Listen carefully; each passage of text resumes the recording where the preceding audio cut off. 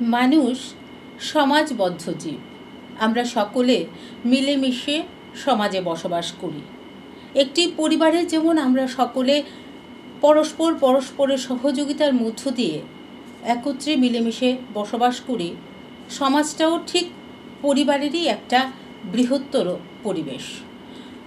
পরিবার পরিচালনার ক্ষেত্রে যেরকম কিছু নিয়ম এবং অনুশাসন থাকে, সমাজ পরিচালনার ক্ষেত্রেও কিন্তু কিছু নিয়ম এবং অনুশাসন থাকে, যাতে সমাজ সুষ্ঠুভাবে সুন্দরভাবে পরিচালিত হতে পারে, আমরা সুন্দরভাবে সমাজে বসবাস করতে পারি। নমস্কার, সমাজ দর্পণে আপনাদের স্বাগত। সঙ্গে রয়েছি আমি শুভ্রস্মিতা। আর আজ আমাদের স্টুডিওতে আমরা যাকে অতিথি হিসেবে পেয়েছি তিনি হলেন শ্রী হরিদুলাল আচার্য, ভারপ্রাপ্ত জেলা সভাধিপতি পশ্চিম ত্রিপুরা জেলা এবং একজন বিশিষ্ট সমাজসেবী। নমস্কার স্যার। নমস্কার। বিটিভির পর্দায় আপনাকে স্বাগত। স্যার, প্রথমেই আপনার কাছে জানবো যে দরিদ্রতা আমাদের দেশের কিন্তু একটা বড় সমস্যা। এই দরিদ্রতা দূরীকরণের ক্ষেত্রে সরকারের কি কি উদ্যোগ রয়েছে? দেখুন, দারিদ্রতা এমন একটা ব্যাপার যেটা দীর্ঘদিন থেকে চলে আসছে। তো আমাদের এই বর্তমান সরকার আসার পরে, যেটাকে আমরা ডাবল ইঞ্জিনের সরকার বলে থাকি, কেন্দ্র এবং রাজ্যে দু জায়গাতেই রয়েছে, সেখানে আমাদের প্রধানমন্ত্রী নরেন্দ্র মোদীজি একদম গ্রাসরুট লেভেল, অর্থাৎ অন্তোদয় পরিবার থেকে, যার আর পর নেই, জিরো থেকে শুরু করেছেন এবং সমাজের প্রত্যেকটা মানুষকে কিভাবে সে নিজ পায়ে দাঁড়াতে পারে, স্বাবলম্বী হতে পারে এবং স্বরোজগারী হতে পারে, সেই প্রয়াসে বিভিন্ন স্কিম এবং বিভিন্ন প্রজেক্ট তুলে ধরেছেন এবং সেগুলো মানুষের মধ্যে, যারা প্রশাসন রয়েছেন এবং জনপ্রতিনিধি যারা রয়েছেন, তাদের মাধ্যমে সেগুলোকে সফল করার লক্ষ্যে কাজ করে যাচ্ছেন। এটা একটা উল্লেখযোগ্য দিক এবং মানুষ তার সুফল পাচ্ছে।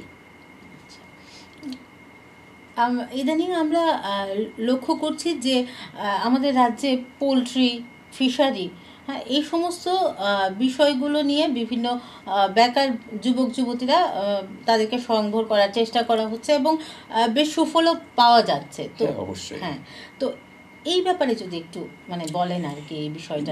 দেখো, অ্যাকচুয়ালি কি হচ্ছে, প্রতি বছরই আমাদের যুবক যুবতীরা সার্টিফিকেট নিয়ে বেরোচ্ছে, গ্র্যাজুয়েশন করছে, মাস্টার্স করছে, কিন্তু সরকারের পক্ষে এত চাকরি দেওয়া সম্ভব নয়। সেজন্য নতুন নতুন ইনোভেটিভ স্কিমের মাধ্যমে তারা যাতে স্বরোজগারী হতে পারে, সেজন্য পোলট্রি ফার্ম, গোটারি ফার্ম, পিগারি এগুলো করছে। তার পাশাপাশি মৎস্য একটা বিশেষ ভূমিকা রয়েছে, কারণ আমাদের কি হয়, অন্ধ্র থেকে বা বাইরে থেকে আমাদের ত্রিপুরা রাজ্যের যে মাছের যে যোগানটা রয়েছে সেটা মেটাতে হয় বাইরে থেকে, কিন্তু সেদিকে আমাদের বর্তমান মন্ত্রী সুধাংশু দাস মহোদয় যথেষ্ট সহযোগী এবং এ ব্যাপারে যথেষ্ট সহায়তা করছেন এবং ফিশারি যারা করছেন তাদেরকে যথেষ্ট পরিমাণ সাহায্য করছেন, যাতে আমাদের ত্রিপুরার যে ডিমান্ড রয়েছে সেটা যাতে ফুলফিল হয়। এই এই যে উদ্যোগটা গ্রহণ করা হয়েছে, কি মনে হয় যে বাইরের থেকে যে চাহিদার একটা ব্যাপার ছিল, সেটা কি কিছুটা কমেছে বা বাইরে থেকে না আনলে হবে ভবিষ্যতে? দেখুন, এটা উনি মাত্র চার্জ নিয়েছেন, খুব বেশি দিন হয়নি, 1 বছর হয়েছে। তো এর মধ্যে উনি যতটা কাজ করছে, এমনকি প্রত্যেকটা 8টা ডিস্ট্রিক্ট আছে ত্রিপুরার মধ্যে, প্রত্যেক ডিস্ট্রিক্টে জেলা পরিষদের মধ্যে উনি মিটিং করছেন। যেমন লাস্ট ইয়ারও 2টো মিটিং হয়ে গেছে ওনার। তো সেই সুবাদে উনি এতটা দক্ষতার সঙ্গে নিপুণতার সঙ্গে করছেন যেটা ভাবা যায় না। তো ওনার যদি প্রয়াসটা জারি থাকে এবং আমরা যদি প্রত্যেকে সঠিকভাবে সহযোগিতা করি, অবশ্যই আশা করি আগামী দিন আমাদের বাইরে থেকে আর মাল কিনতে হবে না, আমাদের ত্রিপুরার যে যোগান রয়েছে সেটা দিয়ে আমাদের ত্রিপুরার ডিমান্ড ফুলফিল হয়ে যাবে। এই বিষয়ে জনগণ যেন সচেতন হয় যে এর মাধ্যমে আমরা আরও বেশি কিছু করতে পারি, আমরা এস্টাবলিশড হতে পারি। হ্যাঁ, বা ধরুন আমি ব্যবসা করতে ইচ্ছুক, এর জন্য কোনো সরকারি সহযোগিতা রয়েছে, প্রচুর পরিমাণ রয়েছে। বিভিন্ন স্কিমের মাধ্যমে, লোনের মাধ্যমে তাদেরকে ফেসিলিটি দেওয়া হচ্ছে, তারা যাতে, এবং এর মধ্যে 50% ছাড়ও রয়েছে। আচ্ছা, যাতে ওদের ভর্তুকিটা দেওয়া হয়েছে এই জন্যে যাতে তারা উৎসাহের সঙ্গে কাজটা করতে পারে এবং ত্রিপুরার মানুষ যাতে তার সুফল পায় সেই লক্ষ্যে। যেমন আপনার এটা ফিশারির ক্ষেত্রে রয়েছে, গোটারির ক্ষেত্রে তো হিউজ পরিমাণ রয়েছে, যাতে কারণ ত্রিপুরাতে মাংসের দাম এতটা বেশি, কারণ আমরা ওয়েস্ট বেঙ্গলে গেলে দেখি যে এখনও 600 টাকা কিলো পাঁঠার মাংস পাওয়া যায়, কিন্তু আমাদের ত্রিপুরাতে রিসেন্টলি নববর্ষে 1200 টাকা 1300 টাকা করে কিনতে হয়েছে, মানে ডাবল। তো সেজন্য এদিকে এই লক্ষ্যেও কাজ করছে যাতে অন্তত যদি প্রোডাকশন বেশি হয় তাহলে অ্যাটলিস্ট কী হবে, দামটা কমে যাবে। সাধারণ মানুষ সবার পক্ষে তো সম্ভব হয় না এত দাম দিয়ে কেনা, তো সাধারণ মানুষও যাতে কিনতে পারে, খেতে পারে, তো সেই হিসাবে এটা মানে একটা সুফল অবশ্যই দেবে। এটা তো গেল বেকারদের স্বরোজগার বা স্বনির্ভর করার বিভিন্ন উপায়ের মধ্যে একটা উপায়। এছাড়া এই যে বেকারত্ব, এটাও কিন্তু আমাদের সমাজের একটা থ্রেটই বলা যেতে পারে। তো এটার থেকে পরিত্রাণের জন্য সরকারের কি কি পরিকল্পনা রয়েছে, যে কিভাবে তাদেরকে এগিয়ে নিয়ে যাওয়া যায়? দেখুন, এটা যুবক যুবতীর ক্ষেত্রে তো বিভিন্ন স্কিম রয়েছে, যেটা বললাম, তারা তো এর মাধ্যমে স্বরোজগারী হচ্ছে এবং আমাদের বেকার সমস্যার অনেকটা সমাধান হচ্ছে। তার পাশাপাশি আমাদের সরকার বলতে গেলে কি মহিলাদের উপরে যে জোর দিয়েছেন, মহিলাদের বিশেষ করে এসএইচজি গ্রুপের মাধ্যমে, মানে স্বসহায়ক দল যেটাকে বলা হয়, এর মাধ্যমে দেখুন বিগত দিনে 2018 আগে মাত্র ত্রিপুরা রাজ্যে ছিল 4000 এসএইচজি গ্রুপ, কিন্তু আজকের দিনে এটা আপনার গিয়ে দাঁড়িয়েছে 56,000-56,000-এরও বেশি, 56,000-এরও বেশি দাঁড়িয়েছে। তো সেই সুবাদে এটা একটা সুফল বলতে পারি, কেননা কারণ এতটা সাকসেস এবং প্রত্যেকে পাচ্ছে, এবং দিদি লাখপতি যে স্লোগানটা দিয়েছেন, এটার সার্থকতা আমরা শুধু আমাদের ত্রিপুরা রাজ্যে নয়, ভারতবর্ষের বিভিন্ন প্রান্তে বিভিন্ন জায়গাতে আমরা এর সুফল পাচ্ছি। আচ্ছা, আরেকটা হলো স্বাস্থ্যের উন্নয়নের জন্য কি কি পদক্ষেপ রয়েছে, বা ধরুন স্বাস্থ্য ব্যবস্থায় দীর্ঘকাল অন্য একটা সরকার ক্ষমতায় ছিল, তারপর বিজেপি সরকার ক্ষমতায় প্রতিষ্ঠিত হলো।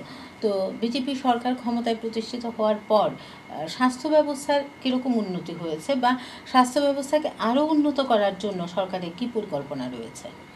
দেখুন, সরকারের অনেক ইনোভেটিভ পরিকল্পনা রয়েছে। যেমন স্বাস্থ্য বলতে গেলে যেটা আমরা আমাদের বিশেষ করে ত্রিপুরার মধ্যে জিবি আইজিএম এবং জিবিপি বল্লভ পন্থ হসপিটাল যেটা আছে, এই দুটোকেই আমরা প্রায়োরিটি সবচেয়ে বেশি দিয়ে থাকি। কিন্তু একটা সময় কী ছিল, হসপিটালের পরিষেবাও খুব খারাপ ছিল বা অস্বাস্থ্যকর পরিবেশ ছিল, কিন্তু আজকের দিনে আমরা যা দেখতে পাই যে তার থেকে আমূল পরিবর্তন হয়েছে, একটা স্বাস্থ্যকর পরিবেশ তৈরি হয়েছে। এবং পরিষেবার ক্ষেত্রেও যেমন আপনার সরকারের মাধ্যমে যে ইয়েটা আছে, আয়ুষ্মান ভারত যে কার্ডটা আছে, এটা যেমন ন্যাশনাল লেভেলে হয়েছে, আবার রাজ্যের ক্ষেত্রে আমাদের মুখ্যমন্ত্রীও একটা কার্ড চালু করেছে রিসেন্টলি, 2 মাস হলো এটা চালু হয়েছে। সেই ক্ষেত্রে 5 লক্ষ টাকার একটা বিমা ব্যবস্থা চালু হয়েছে। সেই ক্ষেত্রে এটাতে কোনো বাইন্ডিংস নেই, যেমন রাজ্য সরকার যেটা করেছে, যারা চাকরি করে তারাও এই সুবিধাটা পেতে পারে। তো সেই ক্ষেত্রে আমি বলবো একটা বিশাল সুফল বিজেপি সরকারের আমলে আমাদের ত্রিপুরা রাজ্যে যেটা হয়েছে, এটা একটা বিশাল সুফল রয়েছে এবং মানুষ সেই পরিষেবা পাচ্ছে এবং প্রত্যেকে যথেষ্ট খুশি। মহিলারা সমাজের একটা অংশ, যাদের ছাড়া কিন্তু সমাজ এগিয়ে যেতে পারে না। তো মহিলাদের আরও এগিয়ে নেওয়ার ক্ষেত্রে সরকারের শিক্ষা বলুন বা কর্মসংস্থান বলুন, এই সম্পর্কিত কি কি উদ্যোগ রয়েছে বা প্রচেষ্টা রয়েছে? মহিলাদের ক্ষেত্রে বলুন, সরকার মহিলাদের জন্য তো একদম সবচেয়ে বেশি প্রায়োরিটি দিয়েছে, কেননা 33% রিজার্ভেশন দিয়েছে। এটা তো একটা উল্লেখযোগ্য দিক। আর এছাড়াও সত্যি কথা যেটা, আজকের রাজ্যে মহিলারা খেলাধুলায় বলুন, পড়াশোনায় বলুন, বা বিভিন্ন শিল্প সংস্কৃতি সাহিত্য যেদিকেই তাকান, মহিলারা কিন্তু অনেক দূরে গিয়ে আছে। আর সেজন্য আমরা অত্যন্ত গর্বিত এবং সরকার চাইছে মহিলাদের সম্মান দিয়ে তাদের যাতে কোনোভাবে ছোট করে না দেখা হয়, তারা যাতে পুরুষের সাথে সমান তালে পা মিলিয়ে, কাঁধে কাঁধ মিলিয়ে চলতে পারে, সেই লক্ষ্যেই কাজ করে যাচ্ছে। এবং তার জন্য অনেক সুবিধা দেওয়া হয়েছে। যেমন বিভিন্ন জায়গাতে মেয়েদের পড়াশোনার জন্য ফি মুকুব করে দেওয়া হয়েছে। এছাড়া বোর্ডিং স্কুলে থাকার জন্য ফ্রি অফ কস্ট ব্যবস্থা আছে। এছাড়াও আরও অনেক কিছু রয়েছে, যাতে তারা এগিয়ে যেতে পারে, মহিলারা যাতে কোনোভাবেই পিছিয়ে না থাকে, সেই লক্ষ্যেই কাজ করে যাচ্ছে। আপনি একজন সমাজসেবক, তো এর জন্য আপনাকে জিজ্ঞেস করছি যে আমাদের বহু প্রতীক্ষার অবসান ঘটলো, রাম মন্দির প্রতিষ্ঠিত হলো, রামলালার প্রাণ প্রতিষ্ঠা হলো, রামলালা নিজের ঘরে ফিরে এলেন।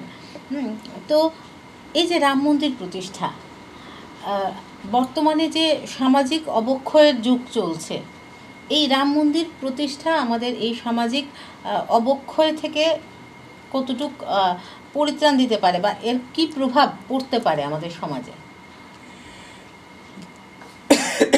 দেখুন, আমরা সনাতনী হিসাবে গর্ববোধ করি যে 500 বছর পূর্বে যে রাম মন্দিরকে চাপা দিয়ে এখানে বাবরি মসজিদ তৈরি করা হয়েছিল, যেটা আমরা জেনেছি, কিন্তু পরবর্তী সময়ে খোদাই করে দেখা গেছে না, সত্যি এখানে রামলালার মন্দির ছিল। তো আমাদের মোদিজির চেষ্টায় আজকের দিনে আমরা রাম মন্দির প্রতিষ্ঠা হয়েছে, রামলালা প্রাণ প্রতিষ্ঠা হয়েছে। শুধু এটা আমরা রাজ্যবাসী হিসাবে বা দেশবাসী হিসাবে নয়, সমস্ত পৃথিবী তার সাক্ষী রয়েছে।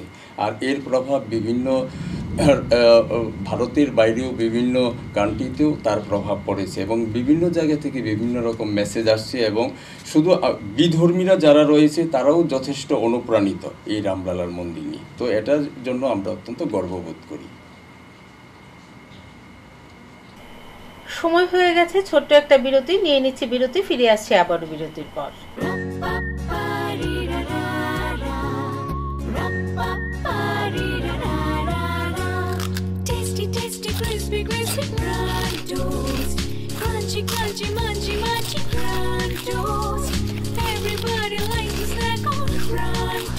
Prontos, the taste of the world. স্বাদে ভরা ঘিয়ের সুবাস লংতরায়, কি ভালো খেতে!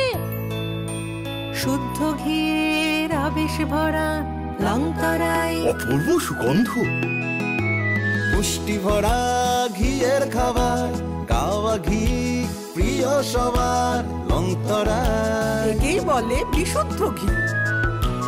বিশুদ্ধ ঘি নাম মনে রেখো, লংতরায়। লংতরাই ঘি রোজ খাবারে তোমাকে চাই। লংতরায়, লংতরায়, লংতরায়। মশলা হাতে নয় চামচে তুলুন। লংতরাই গুঁড়ো মশলার প্রতিটি 250 গ্রাম প্যাকেটের সাথে 1 চামচ ফ্রি। লংতরাই গুঁড়ো মশলা, রান্নায় তোমাকে চাই। শেফদের পছন্দ সিস্টার মশলা, যা মডার্ন টেকনোলজি এবং স্বাস্থ্যসম্মত। সিস্টার, নিশ্চিন্তের প্রতীক। আবারও ফিরে এলাম বিরতির পর। চলে যাচ্ছে স্যারের কাছে। স্যার, আবারও একটু মহিলাদের প্রসঙ্গে যাচ্ছে, যেহেতু আমাদের সমাজের একটা বড় অংশ মহিলাদেরকে পেছনে রেখে আমাদের সমাজ এগোতে পারবে না। এসএইচজি গ্রুপের মাধ্যমে মহিলাদেরকে এগিয়ে নিয়ে যাওয়ার একটা প্রচেষ্টা চলছে। তো এই যে এসএইচজি গ্রুপ মহিলাদেরকে মানে কী ক্ষেত্রে কীভাবে সহায়তা করে থাকে? এসএইচজি গ্রুপের মাধ্যমে আপনার সরকার থেকে গ্রুপের মাধ্যমে ব্যাংকের মাধ্যমে একটা লোন দেওয়া হয়। এই লোনটাকে কেন্দ্র করে তারা বিভিন্ন রকম কিছু করে, পশুপালন করতে পারে, তারা যদি কিছু হাতের বানানো জিনিস হয় সেটাও করতে পারে। বিভিন্ন রকম আছে, কারুশিল্প আছে, ধরুন কেউ কাপড়ের কাজ করলো, কেউ টেলারিং বা পটারি, যে কোনো কিছু করতে পারে। আর এ দিয়ে তারা আস্তে আস্তে আমাদের রাজ্যে সরস মেলা হয়, সরস মেলাতে তাদের সেই সুযোগ দেওয়া হয়, ফ্রিতে স্টল দেওয়া হয়, এবং ওখানে ওদের পার ডে 500 টাকা করে দেওয়া হয়, যাতে তারা আরও উৎসাহী হয় এবং তাদের উৎপাদিত পণ্যগুলো তারা সেই মেলাতে বিক্রি করতে পারে। এবং এবারও হয়েছে, কারণ তারা এই মাল বিক্রি করে যথেষ্ট খুশি। আর আমরা কি করেছি, আমাদের জেলা পরিষদের ফান্ড থেকে আমাদের ওয়েস্ট ডিস্ট্রিক্টে আমরা প্রত্যেকটা ব্লকে বিভিন্ন পঞ্চায়েতের মধ্যে এসএইচজি গ্রুপের মাধ্যমে আমরা জেলা পরিষদের ফান্ড দ্বারা তাদেরকে ট্রেনিং করিয়েছি এবং সেই পণ্য তারা সরস মেলার মধ্যে বিক্রি করে তারা লাভবান হয়েছে এবং তাদের পাশাপাশি যারা করেনি কাজটা তারাও যথেষ্ট অনুপ্রাণিত হয়েছে এবং আগামী দিন তারা সরস মেলায় আসবে। তো এটা আমাদের একটা পজিটিভিটি, আমাদের সাফল্য বলতে পারি। আগামী দিন আরও অনেককে আমরা পাবো। শুধু এখানে রাজ্যেই নয়, রাজ্যের বাইরেও বিভিন্ন জায়গাতে বিভিন্ন রাজ্যে যখন বহিরাজ্যে যখন হয় তখন সরকার তাদের যাতায়াতের যে খরচাটা আছে এটা ফ্রি অফ কস্ট হয় এবং ওখানেও তাদেরকে সেই একই পরিমাণ প্রতি দৈনিক একটা হাজিরা দেওয়া হয়, আসা যাওয়ার কস্টটা ফ্রি থাকে। এইভাবে সরকার তাদের পাশে দাঁড়ায় এবং তাদেরকে আরও মোটিভেট করার লক্ষ্যে কাজ করে যাচ্ছে। মানে আগামী দিনে আপনারা আশা করছেন যে মহিলাদের ইনভলভমেন্ট আরও অনেক বেশি হবে, কারণ কেননা যে কথাটা একটু আগে আপনাকে বললাম 2018 আগে রাজ্যে মাত্র 4000 এসএইচজি গ্রুপ ছিল, আজকের দিনে দাঁড়িয়ে এটা 56,000-এরও অধিক হয়ে গেছে। তার মানে বুঝতেই পারছেন কতটা ডেভেলপমেন্ট হয়েছে। তো আমরা আশাবাদী এসএইচজি গ্রুপ এইভাবে যদি কাজ করে যায় এবং এসএইচজি গ্রুপের মধ্যে অনেকে আছে রাষ্ট্রপতি পুরস্কারও পেয়েছে, কারুশিল্পী যারা রয়েছেন অনেকে পেয়েছেন রাষ্ট্রপতি পুরস্কার। তো এটা আমাদের সত্যিই গর্বের ব্যাপার এবং আমাদের মহিলারা এতটা সাফল্যের সঙ্গে কাজ করে যাচ্ছেন এবং তাদের দেখে পাশাপাশি যারা আছেন তারাও অনেকটা অনুপ্রাণিত হচ্ছেন। অবশ্যই এতে আমরা ভবিষ্যৎ উজ্জ্বল দেখছি। আরেকটা যেটা দেখা যায় যে আমাদের গর্ভবতী মহিলারা, তারপর বাচ্চারা অনেক সময় অপুষ্টির অভাবে ভোগে। তো এই যে গর্ভবতী মহিলাদের স্বাস্থ্যের জন্য বা এই যে শিশুদের স্বাস্থ্যের জন্য সরকারের পক্ষ থেকে কি কি উদ্যোগ আছে বা কি ব্যবস্থা রয়েছে? এই ক্ষেত্রে দেখুন, সরকার আমাদের যে আশাকর্মীরা রয়েছেন প্রত্যেকটা অঙ্গনওয়াড়ির সাথে তারা যুক্ত এবং তারা প্রতিটা মানে যে এলাকাতে যে অঙ্গনওয়াড়ি রয়েছে প্রত্যেকটা সেক্টরে বাড়ি বাড়ি গিয়ে তারা রিপোর্ট কালেকশন করে যে সমস্ত গর্ভবতী মায়েরা রয়েছেন বা বাচ্চারা রয়েছেন যারা অপুষ্টিতে ভুগছেন। আর গর্ভবতী মায়েদের জন্য একদম নির্দিষ্ট করা আছে, তাদের বিভিন্ন পোষণ কিটস দেওয়া হয় এবং বাচ্চারা যারা আছে অপুষ্টিজনিত রোগে ভুগছে তাদের জন্য কিটস দেওয়া হয় এবং গর্ভবতী মায়েদের জন্য 5,000 টাকা করে সরকার থেকে অনুদান দেওয়া হয় যাতে তাদের কোনো রকম অপুষ্টিজনিত সমস্যায় ভুগতে না হয়, মা যাতে সুস্থ থাকে এবং বাচ্চাও যাতে সুস্থ থাকে সেই লক্ষ্যে সরকার কাজ করে যাচ্ছে। আচ্ছা, মানে মানুষ যেন মানে ফ্রি অফ কস্ট মানুষ সরকারের কাছ থেকে কি কি সুযোগ সুবিধা পেয়ে থাকছেন? এটা বলতে গেলে দেখুন, সরকার আসার পর এটা তো অনেক লম্বা লিস্ট রয়েছে, তাও আমি বলছি। যেমন প্রধানমন্ত্রী আবাস যোজনা, কারণ দেখা গেছে বিভিন্ন জায়গাতে মাটির ঘরে থাকতে হচ্ছে, ভাঙা ঘরে কুড়ে ঘরে থাকতে হচ্ছে, কিন্তু আজকের দিনে দাঁড়িয়ে খুব কম পরিবারই আছে যাদের মাটির ঘরে থাকতে হয়। বলতে গেলে মাটির ঘর দেখাই যায় না, ছনের চাল দেখাই যায় না। তো এটা একটা দিক। তারপর টয়লেট যেটা করা হয়েছে, কারণ আমাদের মায়েরা বোনেরা এটা একটা লজ্জা নিবারণের জন্য, যেটা বহিরাজ্যে ইউপি বিহার উত্তর আবার ওই সমস্ত সাইডে দেখা যেত যে তাদের ভোরবেলা সূর্যোদয়ের আগে নয়তো বা সূর্যোদয়ের পরে তাদের এই মানে বাইরে যেতে হতো। কিন্তু এই দিকে লক্ষ্য রেখে প্রধানমন্ত্রীজি যখন 2014-তে প্রধানমন্ত্রিত্ব পেলেন তখনই তিনি পণ করেছেন যে আগে মায়েদের বোনদের আমার ইজ্জত বাঁচাতে হবে, তাদের কে লক্ষ্য রেখে কাজ করতে হবে। সেই লক্ষ্যে এমন কোনো বাড়ি নেই যাদেরকে ফ্রি অফ কস্ট টয়লেট দেওয়া হয়নি। তারপর সৌভাগ্য যোজনা, উজ্জ্বলা যোজনা, কৃষক সম্মান নিধি এবং আগে যেটা 700 টাকা ছিল ভাতা সেটাকে আজকের দিনে দাঁড়িয়ে 2000 টাকা করা হয়েছে। তো এটাও একটা উল্লেখযোগ্য দিক। এছাড়া পশুপালন যারা করছেন তাদেরকেও শুধু পশুপালন নয়, পশুপালন তো করার জন্য তাদের স্কিম আছে, এর বাইরেও যারা গরিব অংশের মানুষ রয়েছেন তারা যাতে পশু পাখি যারা যাই পুষছেন না কেন সেগুলোকে যাতে হসপিটালে নিয়ে ওষুধপত্র দিয়ে তাদের পরিষেবাটা সঠিকভাবে দিতে পারে সেই লক্ষ্যে তাদেরকেও 6,000 টাকা করে দেওয়া হচ্ছে, যেটা এই 2018-র আগে আমরা কখনো ভাবতেই পারিনি। দুঃস্বপ্ন ছিল, কিন্তু সেটা আজকে বাস্তবায়িত হয়েছে। তো এটাও একটা উল্লেখযোগ্য দিক এবং এটা সাফল্য বলা যায়। এবং আগামী দিনেও আরও ইনোভেটিভ স্কিম বের করছেন, হয়তো এটা আরও মডিফাই হবে, মানুষ আরও সুন্দর পরিষেবা পাবে। আবার একটু শিক্ষা ক্ষেত্রে যাব। আমরা দেখেছি যে PM শ্রী স্কুল, তারপরে বিদ্যাজ্যোতি স্কুল, তারপরে অনেক TBSC স্কুলকে CBSC প্যাটার্নে নেওয়া, হ্যাঁ, এগুলো সময়ের প্রয়োজনে এগুলো করা হয়েছে।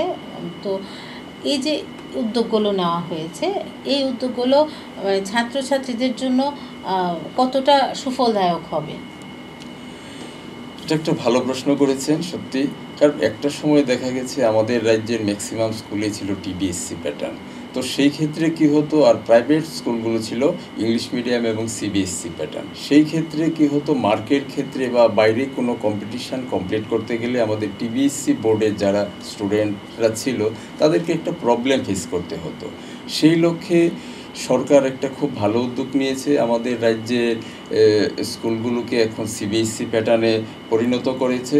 তাহলে কি হবে, বিভিন্ন এক্সামিনেশান কমপ্লিট করতে গেলে তখন তাদের আর সেই প্রবলেমটা হবে না। সবাই যার একই কোয়েশনে একই ইয়েতে র্যাঙ্কিং করতে পারবে এবং কম্পিটিশানে যার যার যোগ্যতা দিয়ে সে ফল পাবে। তো এটা খুব একটা উল্লেখযোগ্য দিক, এবং এই জন্য আমি সরকারকেও ধন্যবাদ জানাবো এত সুন্দর একটা উদ্যোগ নেওয়ার জন্য, এবং আমাদের ছাত্রছাত্রীদের এতে ভবিষ্যৎ অবশ্যই উজ্জ্বল হবে। এক আইন এক নির্বাচন মোদিজির আরেকটি পরিকল্পনা। যদি এই পরিকল্পনা বাস্তবায়িত হয় তাইলে এর পক্ষে বা বিপক্ষে আপনি কি বলবেন? আমি এর পক্ষেই বলবো, কেননা দেখুন আমাদের শুধু রাজ্য নয়, আমাদের দেশে সারা বছর নির্বাচন লেগেই থাকে। এতে করে কি হয়, জীবনযাত্রা বা প্রশাসন সবার উপরেই একটা প্রভাব পড়ে, কাজের ক্ষেত্রেও অনেকটা ব্যাঘাত ঘটে। এক আইন এক নির্বাচন যদি হয় এতে সুফলই হবে, কারণ একটা পিরিয়ডে সমস্ত দেশের নির্বাচন কমপ্লিট হয়ে যাবে, তারপর আমরা কাজ করার সুযোগ পাবো, সুষ্ঠু সুন্দরভাবে তার সমাধান হবে এবং সবাই খুব সুন্দরভাবে চলতে পারবে, সারা বছর আর এ টানাপোড়েন থাকবে না।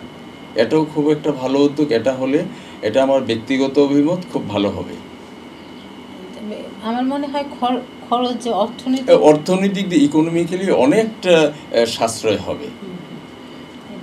আচ্ছা, অর্থনীতির প্রশ্ন যখন উঠলই, তো বলবো যে ভারতীয় জনতা পার্টির সরকার ক্ষমতায় প্রতিষ্ঠিত হওয়ার পর দেশের সার্বিক অর্থনৈতিক অবস্থা সম্পর্কে কি বলবেন? দেশের সার্বিক অর্থনীতি তো বলতেই হয়, কারণ একটা রাষ্ট্রের মূল পরিকাঠামো অর্থনীতির উপরে নির্ভর করে।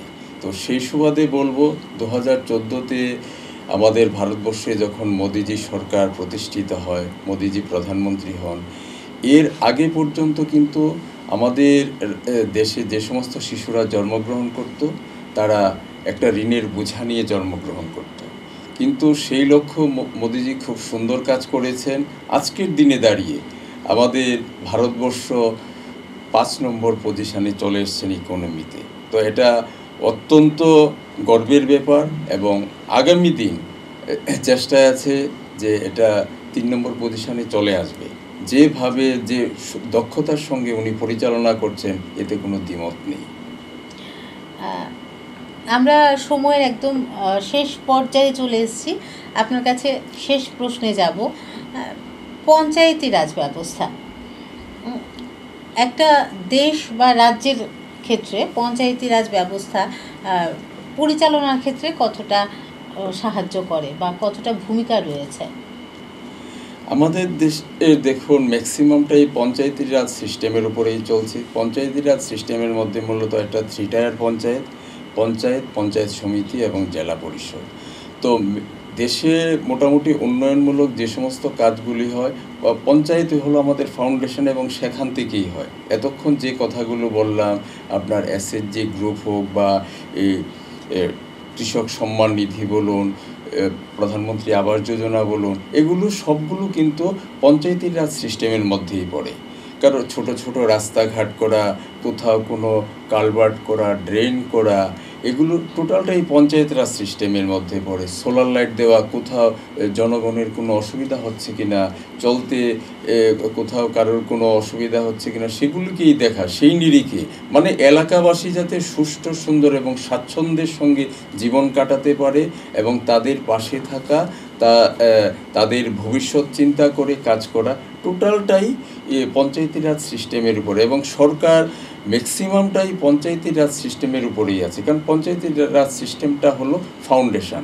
এরপরে স্টেপ বাই স্টেপ আস্তে আস্তে আমাদের রাজ্য সরকার চলছে, কেন্দ্রীয় সরকার চলছে, এগুলো আপার লেভেল, কিন্তু মেইন ফাউন্ডেশনটা হলো পঞ্চায়েতি রাজ সিস্টেমের। আমাদের যে পঞ্চায়েত আছে এটাই হলো মেইন ভিত্তা এবং এর উপরেই আমাদের জোর দিতে হয় এবং এর ভিত্তিতেই আমরা কাজ করি। আমাদের সময় একেবারেই শেষ। আমাদের স্টুডিওতে আমরা অতিথি হিসেবে আজকে পেয়েছিলাম শ্রী হরিদুলাল আচার্য, ভারপ্রাপ্ত জেলা সভাধিপতি। ধন্যবাদ স্যার আপনাকে, আপনার মূল্যবান সময় থেকে আমাদের জন্য সময় বের করেছেন, অনেক কিছু জানলাম আপনার কাছ থেকে। নমস্কার আপনাকেও। আজ এই পর্যন্তই। নানা স্বাদের অনুষ্ঠানের জন্য চোখ রাখুন বিটিভির পর্দায়। শুভরাত্রি।